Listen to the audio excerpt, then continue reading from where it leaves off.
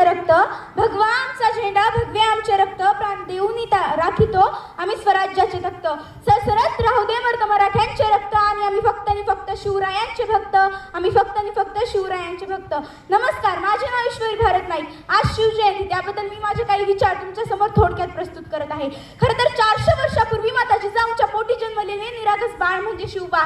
युद्धनीती, गनिमिका, राजनीती यांसारख्या कूटक्षेत्राचा कळस म्हणजे शिवबा। एकीकडे संयमाचा घाट म्हणजे शिवबा, सरसेत्या रक्ताची लाट म्हणजे शिवबा, या महाराष्ट्रातील माणुसकी मोजण्याचे माप म्हणजे शिवबा आणि दुश्मनाच्या काळजातही पावित्र्याचं स्थान निर्माण करणारा किमयागार म्हणजे शिवबा।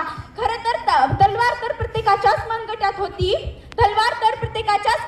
होती, पण स्वराज्य निर्माण करण्याची इच्छा ही फक्त आणि फक्त छत्रपती शिवाजी महाराजांमध्येच होती। छत्रपती शिवाजी महाराजांनी हिंदवी स्वराज्य निर्माण केले। त्यावेळी त्यांच्याकडे भरपूर असा सैनिक साठाही नव्हता, तरीही सुरुवातही शून्यातूनच झाली। छत्रपती शिवाजी महाराजांनी कधीही सैनिक गोळा केली नाही, तर स्वराज्यावर प्रेम करणारी माणसं गोळा केली आणि त्यांच्या हातात दिली शस्त्र। खरं तर शिवरायांनी बद्दल बोलण्या इतकी मी नक्कीच मोठी नाहीये, पण त्यांच्याबद्दल जाणून घेताना मला जे काही कळालं ते मी तुमच्या पुढे प्रामाणिकपणे मांडण्याचा प्रयत्न करत आहे। खरं तर छत्रपती शिवरायांचा वारसा सांगणारे आपण, स्वतःला सुशिक्षित म्हणणारे आपण स्वतःच्या जन्मकुंडल्या घेऊन हिंडतो, पण आलं अपयश की करतो आत्महत्या, आली शिवजयंती जवळ की घालतो वाद करतो भांडणं त्यांच्या जन्मतारखांवरून। म्हणजे काय आदर्श घेतला आपण छत्रपती शिवाजी महाराजांचा?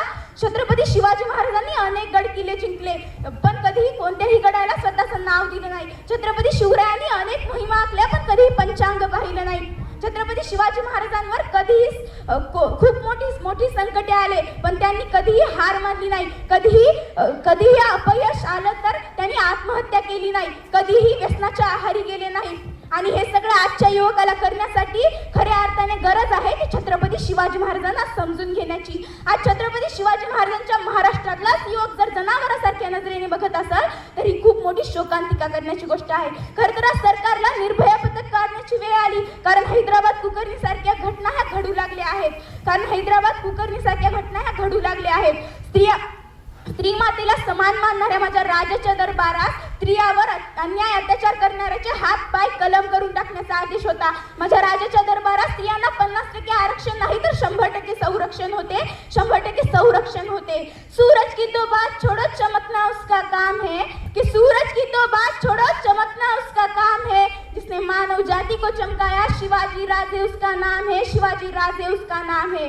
खरं तर आज पाकिस्तान सारखे देश आपल्यावर आक्रमण करू लागले आहेत, त्यासाठी खऱ्या अर्थाने गरज आहे ते छत्रपती शिवाजी महाराज उभे राहण्याची। खरं तर छत्रपती शिवाजी महाराज होणं हे काही अशक्य नाहीये, त्यासाठी मनगट्यात बळ आणि रक्तात देशभक्ती हवी आहे। मग बघा, घरात उभे राहतील छत्रपती शिवाजी महाराज। जाता एवढेच बोलू इच्छिते की फुलांचा इतिहास कळ्यांनी लिहिला, रात्रींचा इतिहास तारकांनी लिहिला। रात्रींचा इतिहास तारकांनी लिहिला। आम्ही आजही स्वाभिमानाने जगतो, कारण आमचा इतिहास हा छत्रपती शिवाजी महाराजांनी लिहिला। धन्यवाद।